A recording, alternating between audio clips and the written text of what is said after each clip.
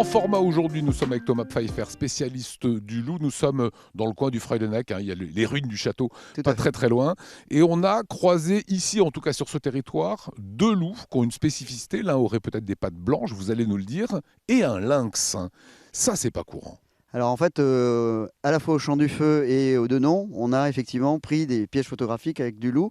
Et cet été, on a eu la chance sur le même piège photographique d'avoir le loup le même jour et le lynx. Ça veut dire qu'ils vivent sur le même territoire. Comment ces deux animaux peuvent cohabiter? Alors, ils cohabitent tout à fait, comme dans d'autres pays, dans les mêmes niches écologiques. Le lynx, lui, va être vraiment spécialisé dans la prédation du chevreuil, alors que le loup a une assiette alimentaire beaucoup plus large, il est plus plastique. Donc, ils cohabitent, ils s'évitent en général, et parfois, il peut y avoir des interactions. Et souvent, on pense que le loup peut avoir le dessus sur le lynx, et on voit dans beaucoup de pays que le lynx peut aussi montrer effectivement un peu les griffes, en quelque sorte. Donc, ils vivent ensemble, se partagent un territoire qui est différent, et cohabitent sans aucun problème, comme en Slovénie, comme en Croatie, notamment. Le loup cherche toujours une louve, en tout cas il souhaite vivre en meute, ou il a besoin de cela.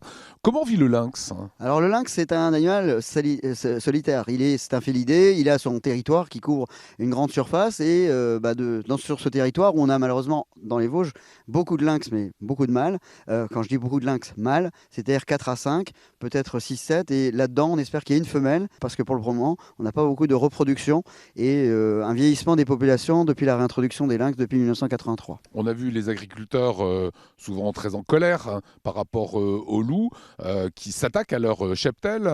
Le lynx se nourrit comment? Comment vit-il? C'est quoi son écosystème? Alors son écosystème, le lynx, c'est plutôt effectivement un animal forestier. Hein, il a besoin de grandes continuités forestières, alors que le loup, il n'en a pas besoin. Forcément, il peut être dans la plaine, dans le piémont.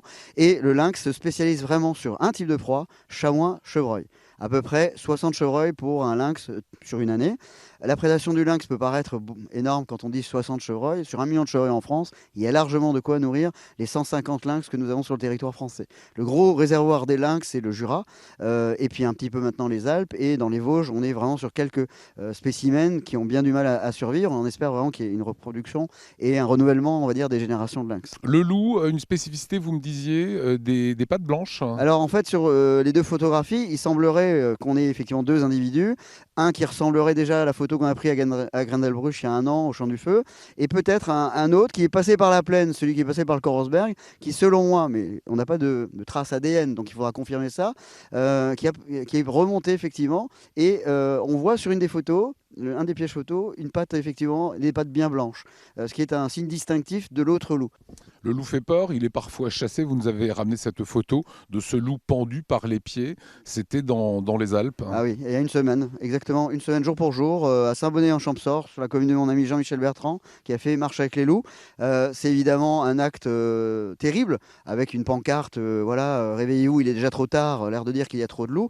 Ces actes qui sont issus d'une minorité d'éleveurs extrémistes ne sont pas ceux d'une majorité, mais c'est un cri de colère de par la politique publique de l'État qui ne satisfait ni les écologistes, ni les éleveurs, car on ne va pas assez loin dans la proactivité pour aider les éleveurs. Et parfois, il est vrai que dans les Alpes, sur de l'élevage extensif, des loups, des jeunes loups, sur Pukilling, vont taper 4, 5, 6, voire une dizaine de moutons. Et ça, c'est inacceptable pour ces éleveurs. Et on en arrive à une rancœur, une frustration qui amène à ces moments de colère. Concrètement, quelle serait en quelques secondes une solution? Chien de protection, clôture électrifiée, plus le troisième triptyque important, c'est des aides bergers qui sont formés pour suppléer les éleveurs, pour qu'ils puissent supporter la pression du loup, parce qu'effectivement, il y a une pression du loup quand il est là, on est stressé.